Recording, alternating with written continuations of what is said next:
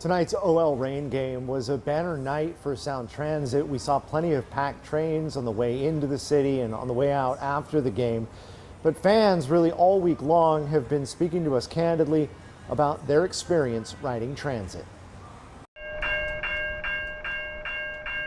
They're celebrating Megan Rapinoe for her retirement. There's truth to the saying that there's safety in numbers.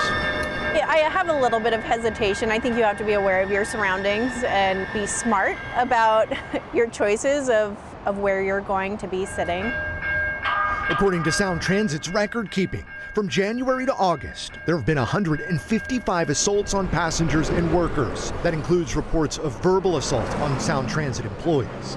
The majority, 70%, happening at the station versus on board the train. One of those reports, the only assault reported since January at Seattle's Beacon Hill station, yielded 2 victims, strangers to each other, Elvia Salas Buenrostoro and Air Force veteran Doug Krogel. I didn't expect his reaction like that. Elvia was hit in the head by a man wielding a hammer. Trying to keep direct pressure on my head. Krogel, despite being in a wheelchair, intervened and likely saved her life. I glanced back just for a second to see where the ladies were at, and he clobbered me. He was a lot faster than I thought he was. This man is still on the run. Sound Transit CEO addressing safety concerns this morning. Safety is always going to be our first priority on the system. It is critical that not only are people safe, but they feel safe. So it's a twofold attempt to make sure that we are responding to the concerns that we're hearing from the public.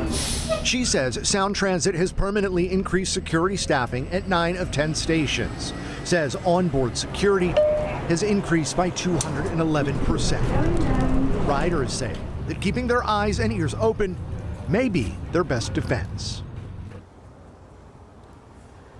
Sound Transit compiled this graph of stations with most security instances. Topping the list, Rainier Beach, Westlake, and Northgate Station.